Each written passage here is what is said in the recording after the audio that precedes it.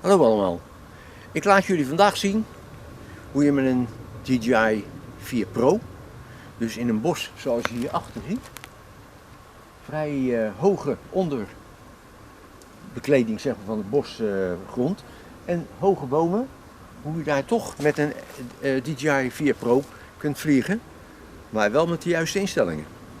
Want het kan ook zo fout gaan.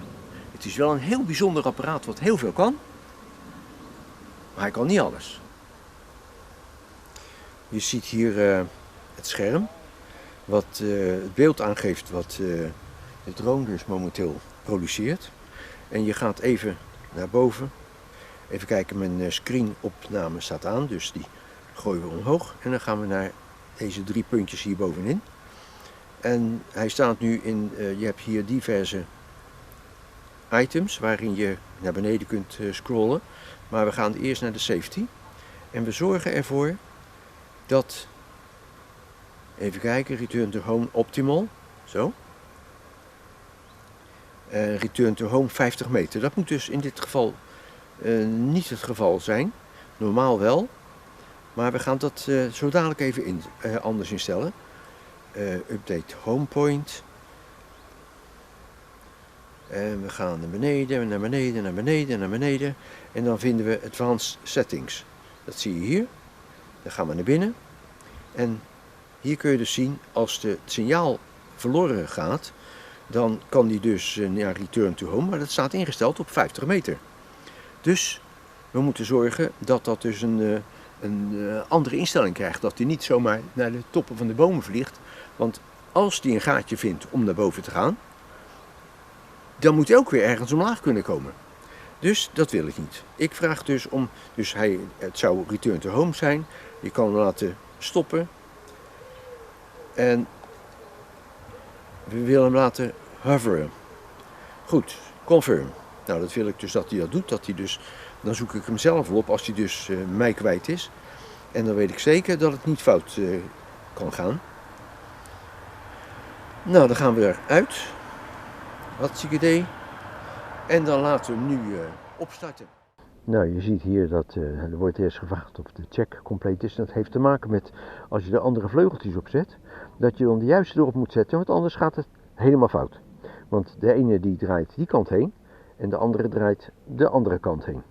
Nou, de check is compleet, oké, en dan gaan we dus vliegen.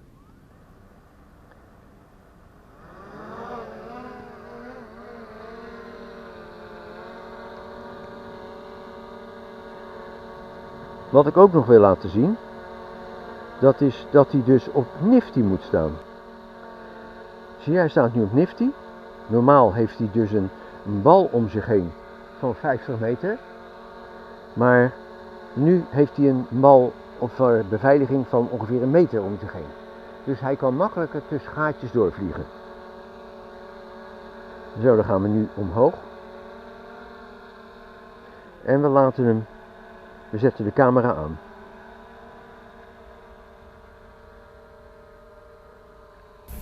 Je kunt in het beeld linksonder zien dat er een beeldje ontstaat wat van een van de beveiligingscamera's is. Die dus naar bijvoorbeeld linksboven kijkt. En dus daar in de gaten houdt waar die dus het dichtst bij komt. En dat hij dus dat moet ontwijken. Je ziet aan de verkleuring of het een beetje in de buurt of heel dicht in de buurt is. En hij regelt zelf dus de beveiliging.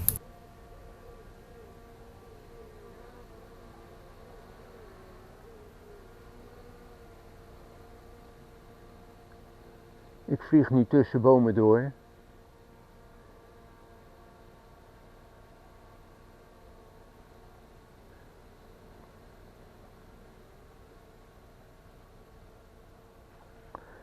En ik heb eigenlijk geen heel goed zicht meer. Maar ik ga dan daar tussendoor, tussen die bomen door. Zo. Oh, je ziet, hij gaat dus vanzelf nu een andere route kiezen. En nou. En dan zeg ik nu tegen hem, kom maar terug. Dit is de camera van de vleugel. Die hebben we niet nodig. Zo. En dan zeggen we nu tegen hem, nou, kom maar terug. Dus doe ik deze indrukken.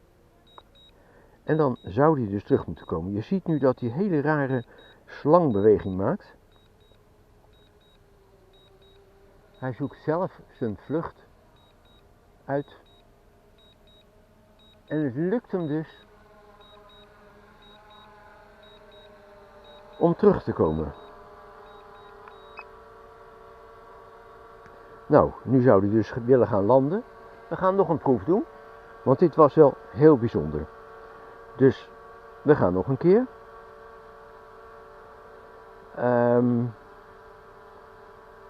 We draaien hem eventjes. We doen de camera weer omhoog. En dan gaan we een andere route nemen.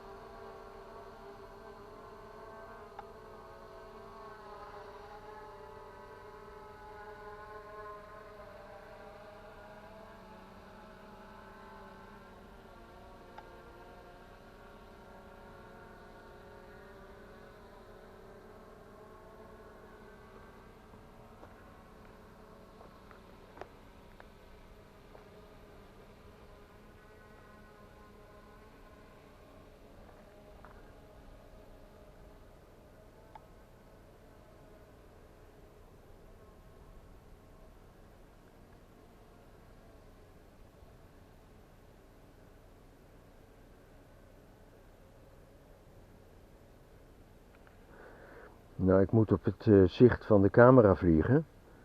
En dan zie je dus dat ik nu te hoog zit voor.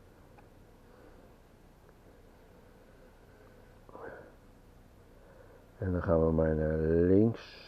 Daar nog een plekje is waar ik doorheen kan. Dat lukt.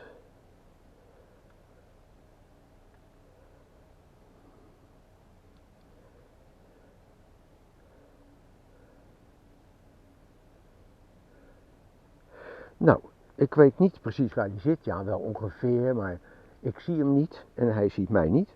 Maar hij weet waar hij weg is gegaan. Dus we gaan vragen of hij terug wil komen. Nou, je ziet, hij draait heel netjes en je ziet de hele rare slang die hij maakt. Want dat is de weg die hij wil volgen. En dat doet hij keurig. Dat is echt fenomenaal. Hij tekent dus de weg die hij zou gehad hebben. Hij kijkt om zich heen wat hij kan raken. Ik stuur dus niets momenteel. Hij doet alles helemaal zelf. En ik hoor hem alweer.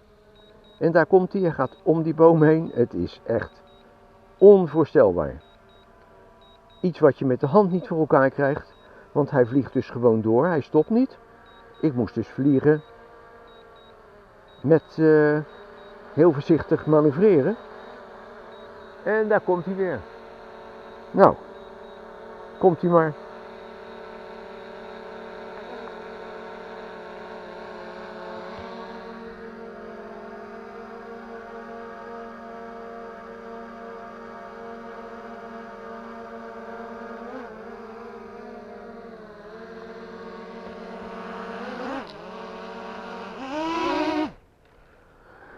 Nou, en dat was het.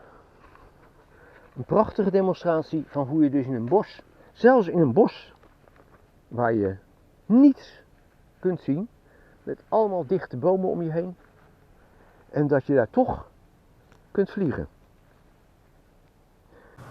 Je ziet dus, ik zit hier in een bos wat gewoon heel dicht is. En er zit heel veel onderbegroeiing en je kunt hier eigenlijk niet vliegen. Maar als je het heel voorzichtig doet, manoeuvreert, dan kom je wel tussen de bomen door. En je moet hem niet te verschrikkelijk moeilijk. Kijk, als je blaadjes aan de bomen hebt, dan ziet hij het wel. Maar als je hele kale takjes hebt en ijselijk dun, dan kan het zijn dat het fout afloopt.